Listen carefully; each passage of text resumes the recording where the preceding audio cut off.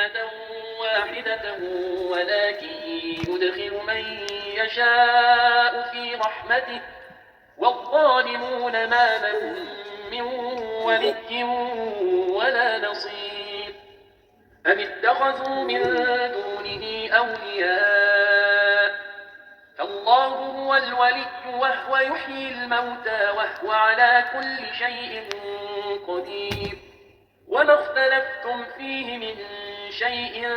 ازيكم عاملين ايه؟ يا رب تكونوا كويسين. اهلا بيكم في فيديو جديد ويوم جديد. فيديو النهارده مختلف شويه علشان اول فيديو في تنظيفات العيد. كل سنه وانتم طيبين. ما تنسوش تحطوا لي لايك لو الفيديو عجبكم. ما تنسوش كمان تشتركوا في القناه لو مش مشتركين، فعلوا زر الجرس. الفيديوهات الفتره الجايه حلوه جدا. هنشوف بقى هنعمل ايه في البيت. طبعا احنا كنا منظفين كل حاجه في العيد الصغير ورمضان والكلام ده. بس بقى طبعا العيد الكبير اهو بعدها تقريبا اهو بشهرين ونص، فلازم طبعا هنكون برضو نعيد كده على شوية حاجات النهاردة كده. بس هنجيب في الفيديو حاجة بسيطة. البوتاجاز متبهدل جدا، فغسلناه بقى كده هو ده غسله كويسه. وهنحضر مع بعض الغدا كمان، غدا خفيف. يعني فكره برضو ممكن تعمليها في ايام التنظيف. هي مش هتبقى ايام يعني بقى كتيره ولا تنظيفات كتيره، لان احنا عاملين كل حاجه العيد اللي فات. بس في ناس كان عندهم امتحانات ومذاكره وكده في العيد اللي فات، فممكن بقى ان هما يعني ما يكونوش نظفوا، فهينضفوا التنظيفه دي الايام دي.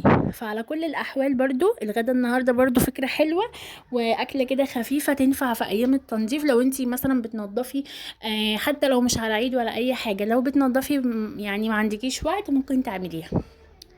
زي ما شايفين بقى البوتاجاز كده مش نضيف، شويه كلور وشويه صابون مواعين او بريل، وهننضف بيه بقى كده هوت بالسلكه. هينضف معانا بسرعه ويبقى زي الفل. انا المطبخ هعمل فيه ايه؟ انا خلعت الشفاط هنغسله بقى مع بعض، بس كل ده الفيديو الجاي. وكمان هننضف السجاده بتاعه المطبخ. السجاده بتاعه المطبخ هي الوحيده اللي انا هغسلها. هي اصلا اتغسلت من ساعه رمضان كذا مره، يعني من ساعه تنظيفه العيد اللي فات كذا مره. انتوا عارفين اكتر سجاده بتتبهدل وممكن يقع عليها مثلا شويه صلصه او مثلا شويه زيت، الكلام ده كله معرضه يعني لكده. وما ينفعش طبعا ان احنا نحط عليها حافظه ولا اي حاجه. فاتغسلت كذا مره من ساعه العيد، وهتتغسل كمان المره دي. وهفك الشفاط واغسله. وهنغسل طبعا البوتاجاز بقى دوت. يعني انا طبعا نضفته التنظيفه دي، اكيد طبعا لسه هيتنضف تاني مره تاني، وهنشيله كده من مكانه وننضف برضو وراه. وهنضف الدولاب بتاع المطبخ. دي الحاجات اللي هتتنضف في المطبخ. اكتر مكان هعمل فيه حاجه على العيد ده هو المطبخ. بقية الشقة طبعا يعني السجاد اللي هقدر اشيله هشيله، وهنضف تحتيه وهكنس تحتيه. والشقة كلها هتتكنس طبعا السجاد بتاعها بالمكنسة الكهرباء. شلنا كمان الفرش بتاع الركنة، شلت كمان الحافظة. ويعني اي حاجة محتاجة ان هي تتنضف هتتنضف، تتمسح هتتمسح. يعني كده هتبقى تنظيفة كده سريعة. يعني مش هطول بقى قوي يعني فيها كده، بالكتير قوي اسبوع. انا هبتدي اهوت الفيديو ده كده من النهارده. كل يوم هنعمل شوية حاجات. الفيديو ان شاء الله اللي هينزل بكرة او بعد بكرة هيبقى فيه بقى حاجات اكتر من كده بكتير. بس ده يعني كده بما انه اول فيديو فما حبيتش يكون كبير، علشان بصراحة العيد الكبير يعني ما ببقاش شايلة همه قوي في التنظيف زي العيد الصغير. العيد الصغير بيبقى بقى ايه يعني التنظيفة بقى اللي هي العميقة قوي دي بتبقى بصراحة طبعا متعبة وكده، بالذات لو في اطفال صغيرين. بس العيد الكبير يعني ايه حلو كده وجميل كده وسهل. زي بقى ما انتوا شايفين كده بعد ما نضفت البوتاجاز هبتدي بقى كده ان انا هعمل ايه. طبعا بحب جدا ان انا اغسل الصفايه دي بالكلور بالذات. الصفايه دي يعني لو ما غسلتهاش كويس كده كل يوم لو عندك يعني بتعمل ريحه مش حلوه جدا.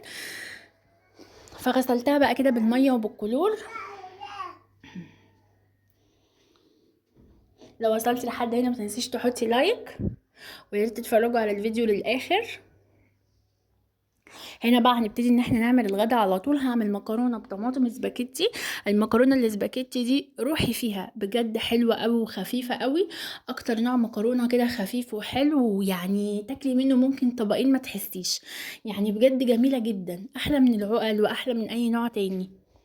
هنعمل مكرونه بطماطم وهنعمل بطاطس محمره. وطبقه بقى كده مخلل الطماطم الايام دي يعني رخيصة قوي، ب2.5 وب3.5 وحلوة وحمرة جدا وجميلة بصراحة. عايزة بس الأيام دي إن هي تتشال. بس أنا بصراحة يعني ما عنديش طاقة إن أنا أشيل يعني حاجة أو كده، أو إن أنا أفرز تاني حاجات. التفريزات طبعا بتاعة رمضان كنا عاملينها على رمضان، كل ده طبعا بقى كان في القناة القديمة بقى. طبعا كله خلاص. وكنا عاملين طماطم وكنا عاملين قلقاس وبزلة وفراولة وكل حاجة. طبعا كله خلص، بس بصراحة كله نفعني جدا من ساعة ما عملته قبل رمضان بشهر كده لحد بعد رمضان يعني بحوالي اسبوع، وانا كنت مخلصة كل حاجة في الحاجات اللي كنت مفرزاها دي، سواء خضار سواء الفاكهة، كل حاجة يعني كانت خلصت. بس بصراحة كانت جميلة ونفعني جدا، بالذات الطماطم هي اكتر حاجة تعبتني، لاني كنت جايبة حوالي 15 كيلو وعملتهم مرة واحدة، بس بصراحة نفعتني جدا. التفريز ده ماشي بمبدأ اللي هو تعبي يوم وارتاحي بعدين، بس بصراحة هو متعب قوي، فانا مش هينفع دلوقتي ان انا اعمله. الايام دلوقتي بالنسبه لي بقت ضيقه قوي قوي، مش مكفيه الشغل اللي فيها اصلا. يعني موضوع الحضانه ده بتاع الاطفال ده ايتم تقريبا يعني ده تاني شهر ليها فيه، او يعني هو راحت 15 يوم والشهر دوت اهو بقى لسه ده اول شهر كامل اللي هتروح ان شاء الله. بس فعلا الحضانه متعبه قوي، صحيان بدري، وبقيتي يعني ملتزمة بحاجات، وفي مسؤولية برضو زادت عليكي. صحيان بدري بالنسبة لي انا بيبقى وحش قوي، لان نومي ما بيبقاش منتظم بسبب فيروز.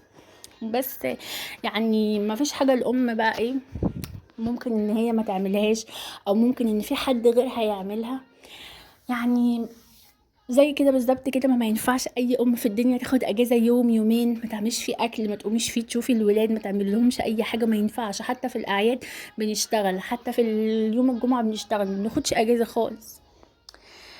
المهم بقى دلوقتي كده ايه، الميه كانت غلت وهنحط المكرونه، وكنت بقى ايه شايفين الطماطم جميله جدا. انا كل ما بروح اشتري طماطم من عند اي خضري لازم الاقي ناس واقفه كده بتاخد اكياس كتيره قوي، علشان طبعا اللي ما يشيلش دلوقتي بصراحه هيخسر، لان هي اكيد شويه كده وهتغلى جدا. طالما دلوقتي رخيصه قوي كده يبقى شويه وهتغلى، بس يعني مش هتفرق الطماطم، ما كل حاجه غاليه. المهم بقى طبعا انا بحب يعني عن نفسي اكلها كده سليمه، بس عشان الولاد وكده فنكسرها كده يعني قطعتين او 3. كمان اكتر نوع مكرونه الاسباجيتي دي بتتسلق بسرعه، يعني تقريبا 10 دقايق وبتلاقيها فعلا اتسلقت وبقت طريه وجميله. هنحطها بقى كده. انا حطيت طبعا يعني معلقه زيت كده صغيره وشويه ملح في الميه بتاعه السلق. انا بعمل صلصه المكرونه من غير اي حاجه يعني، ولا بحط عليها توم ولا بحط عليها بصل، انا ما بحبهاش كده. يعني بحس ان هي ايه بقت تقيله كده. والمكرونه احلى حاجه فيها لما تبقى خفيفه كده، بصراحه بيبقى كده طعمها جميل. كسرتها بقى كده، كان تقريبا ده كان نص كيلو، ايوه نص كيلو. زي ما بقول هي خفيفه قوي في الاكل، والبنات عندي بيحبوا ياكلوها مسلوقه قوي، فيا دوبك كده علينا يعني. طبعا الصيف ده عايزين اكلات خفيفه زي كده، ممكن جنب كمان الاكله دي نعمل بانيه او نعمل كفته، دي اكتر اكله انا بعملها من اول كده ما الجو حرر كده. وكمان ممكن مثلا كبده، ممكن اللي هو سمك مشوي، او يعني طبعا الجبنه والبطيخ والبطاطس المحمره والكلام ده اكتر حاجه منتشره دلوقتي. بس انا علشان ايضا ملهاش خالص في الجبن والحاجات دي، فما اقدرش ان انا اعمل ده وجبه غدا، لان يعني ممكن يتعمل عادي في العشاء مثلا، كل حد يتعشى حاجة عادي، لكن الغدا مش هينفع يعني. لازم الاكل اللي يتعمل يكون تحاول ان هو يكون مجمع كل الافراد يعني بتوع الاسرة، ان هم كلهم يكونوا بيحبوه يعني. اكتر حاجة طبعا بتضايق اي ام ان هي تعمل اكل وفي حد ما بيحبش الاكل ده، يعني هي فعلا حاجة تضايق جدا. انا كنت بعمل كده يعني، مثلا امي تعمل اكل وانا ما احبش اكله، انا اسفة. هقشر بقى البطاطس كلها. انا ما بحبش خالص اعملها بالمقشره، وما بعرفش بصراحه، انا عندي 2 بس عمري ما استعملتهم، ولما كنت بجرب ما كنتش بعرف اقشر بيهم خالص. السكينه حلوه بالذات لما تبقى خفيفه كده وحاميه، بتقشر البطاطس في ثواني. انا اكتر حاجه بعملها في حياتي ان انا بقشر بطاطس. احنا بنحب البطاطس المحمره جدا يعني، انا وجوزي وبناتي. بنحب البطاطس المحمرة قوي. يعني انا ساعات بحمر في اليوم 3 مرات بطاطس محمرة. فتقشير البطاطس ده انا اللي هو زهقت منه، وفي نفس الوقت يعني ما اقشرش بطاطس. يوم يعدي من غير ما اقشر بطاطس ما ينفعش يوم يعدي من غير ما يكون عندي بطاطس. يعني انا ممكن ادخل السوق مخصوص عشان اجيب بطاطس، بيكون عندي كل حاجه وما كنتش محتاجاها في الغدا، بس لازم اجيبها اكيد هتنفع في العشاء. انا بحب جدا سندوتشات البطاطس المحمره وعليها الكاتشب والمايونيز، الاكله دي حلوه قوي، انا بحبها قوي والولاد كمان بيحبوها. يعني لو عملتي كده في العشاء هتبقى جميله قوي.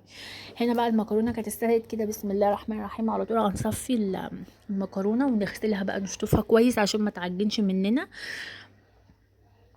طبعا الحركه دي مهمه قوي. انا في مره كسلت وما عملتهاش، لقيت المكرونه فعلا عجنت، فضلت سخنه كده طبعا، فالسخونيه عجنتها بس قوي. يعني ما كنتش متصوره يعني ان هي هتعجن قوي كده مني، بس عجنت يوميها جدا.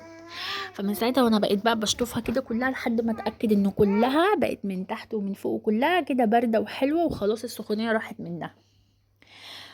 على طول في نفس الحله، والله ما شطفتها، احط فيها معلقه سمنه، وعلى طول كده هنحط الطماطم. شايفين الطماطم عامله ازاي؟ انا ما بحبش الطماطم الجاهزه، بس كنت لما باجي بعمل مكرونه كان لازم احط معلقه صلصه جاهزه عشان الطماطم ما كانتش بتبقى حمرا.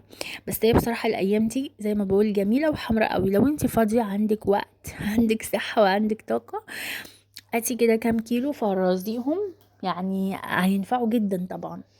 احنا في العيد ما بنكترش خضار يعني او طبيخ.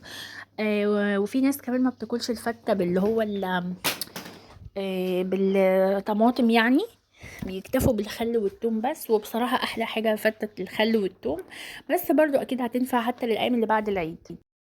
يعني مش لازم يعني في العيد وبس يعني، بعد العيد أكيد هتنفع وهتبقى حلوة. بنبقى محتاجين أي حاجة بصراحة تنجز معانا الوقت في الأيام الحر اللي احنا فيها دي. الجو حر جدا، يعني اصلا مش عايزين نخش المطبخ، بالذات بقى الناس اللي في اخر دور هيفهموا المعاناة دي. حر، صهد طالع من كل